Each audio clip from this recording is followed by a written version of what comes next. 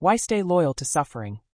If you've ever found yourself clinging to a relationship that hurts, idealizing someone who broke you, or believing that your suffering proves the depth of your love, this video is for you. Here, we'll dismantle the emotional mythology that equates pain with passion, loyalty with self-abandonment, and endurance with healing. You'll learn how myth of loyalty to suffering, trauma bonding, unresolved grief, and shadow projection create cycles of emotional loyalty to suffering. Drawing from Jungian psychology, somatic theory, and relational neuroscience, we'll explore why you stay in pain, how your nervous system gets addicted to emotional chaos, and what it truly means to heal. Most importantly, you'll be invited to release the fantasy that suffering is noble, and reclaim the truth that healing is your birthright. You don't owe your pain loyalty. You owe yourself freedom. The myth of loyalty to suffering. You've been taught that staying is noble, that enduring pain proves devotion, that sacrificing yourself for love is romantic. But this is not loyalty. It's emotional martyrdom. Psychologist Melanie Klein explored the concept of depressive position, a developmental stage where the child begins to integrate the good and bad aspects of the caregiver. When this integration is incomplete, the child may cling to the fantasy that love must include suffering. They believe that enduring pain is the price of connection. This belief often carries into adulthood. You stay in relationships that hurt because you think leaving makes you disloyal. You confuse endurance with integrity. You mistake self-abandonment for commitment. But loyalty that costs your truth is not love. It's a reenactment of early emotional conditioning. The fantasy of redemption. You believe that if you stay long enough, love hard enough, suffer deeply enough, they'll change. They'll see your worth. They'll become who you need. This is the fantasy of redemption, and it's rooted in the inner child's longing to be chosen. Jung taught that the inner child lives in all of us, the part that still hopes love will rescue us. But healing doesn't come from being chosen. It comes from choosing yourself. The seduction of suffering. You're told that pain is a part of love, that the pain means it matters, that the ache proves it was real. You replay the good moments. You romanticize the intensity. You call it complicated, deep, meant to be. But what if it's not love? What if it's emotional loyalty to suffering? Carl Jung warned that what we do not face in ourselves, we will find as fate. And many of us find fate in the form of relationships that mirror our wounds, not our worth. You're not staying because it's love. You're staying because it's familiar. Trauma bonding, when pain feels like connection. Trauma bonding is a psychological phenomenon where intense emotional experiences, especially those involving intermittent reinforcement, create deep attachment. You feel euphoric when they're kind, devastated when they withdraw, obsessed when they're silent, relieved when they return. This cycle mimics early attachment wounds.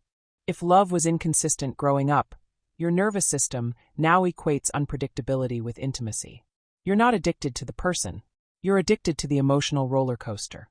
And the highs feel so good, you tolerate the lows, even when they destroy you. The unconscious attraction to pain. Carl Jung's theory of the shadow is one of the most powerful lenses through which to understand emotional self-sabotage. The shadow is the unconscious repository of everything we reject, suppress, or disown in ourselves: our anger, our desire, our boundaries, our power. When these traits are exiled, they don't disappear. They seek expression. And one of their favorite stages is romantic relationships.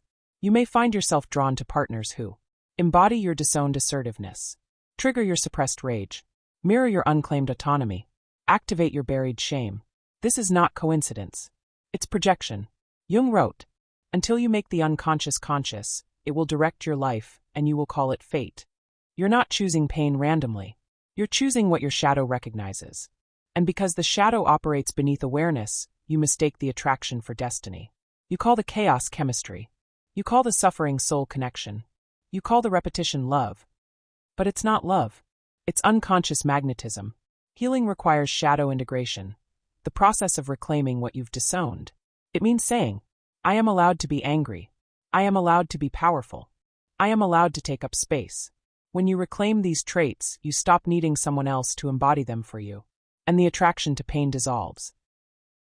The neuroscience of emotional addiction.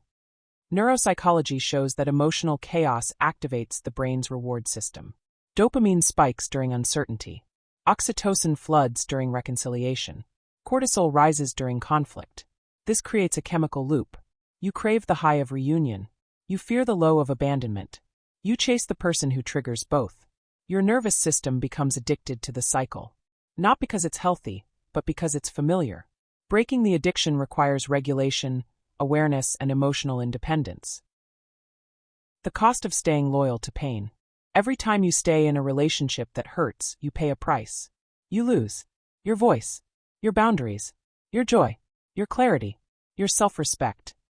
You become hypervigilant, emotionally exhausted, spiritually disconnected, psychologically fragmented. This is not love, it's captivity. And the longer you stay, the harder it becomes to remember who you were before the pain. Healing is not endurance. You've been conditioned to believe that healing is about strength, that the more you endure, the more you grow, that the deeper the suffering, the more profound the transformation.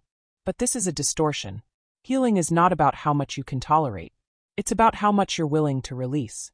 Psychologist Judith Herman, in her work on trauma recovery, emphasized that healing is a three-phase process. 1. Establishing safety. 2. Remembering and mourning. 3. Reconnection with self and others. Nowhere in this model is endurance glorified. Nowhere is suffering romanticized. Yet many people stay in pain because they believe it's necessary for growth. They confuse trauma repetition with transformation. They mistake emotional chaos for depth. But healing is not about staying strong. It's about becoming soft again. It's about letting go of the armor you built to survive and learning to live without it. It's saying, I don't need to prove my worth through suffering. I don't need to earn love through pain. I don't need to stay in what hurts to show that I've healed. Healing is not endurance. It's surrender. And surrender is not weakness. It's wisdom. Stop suffering, start healing now. You've waited long enough. Waited for them to change. Waited for the pain to become meaningful. Waited for the suffering to justify itself. But healing doesn't wait. It begins the moment you choose yourself. Psychologist John Bowlby, the father of attachment theory, taught that secure attachment begins with emotional attunement, the ability to recognize and respond to one's own needs. Most people who stay loyal to suffering were never taught attunement. They were taught endurance. They were taught silence. They were taught to prioritize others over self. Begin your return by breaking that pattern. Start by asking, what am I still holding on to that's hurting me? What part of me believes pain is noble? What would healing look like if I stopped waiting? Then act. Write the letter you'll never send. Speak the truth you've buried. Set the boundary you've feared. Leave the space that drains you. This is not abandonment. It's reclamation.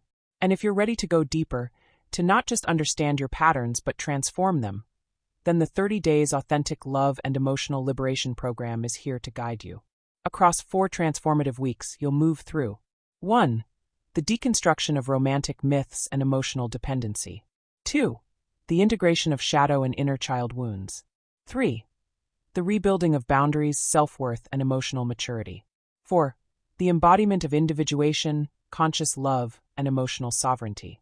This is not surface-level self-care. It's deep emotional excavation. It's the kind of healing that doesn't just soothe, it transforms. You'll also walk away with authentic love, built on sovereignty, not survival.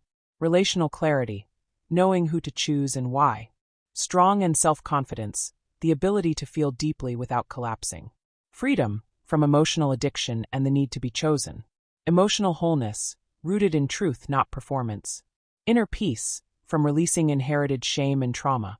Psychological integration, reclaiming the parts of you you've buried. You don't need to stay loyal to suffering. You need to return to yourself. And authentic love begins now.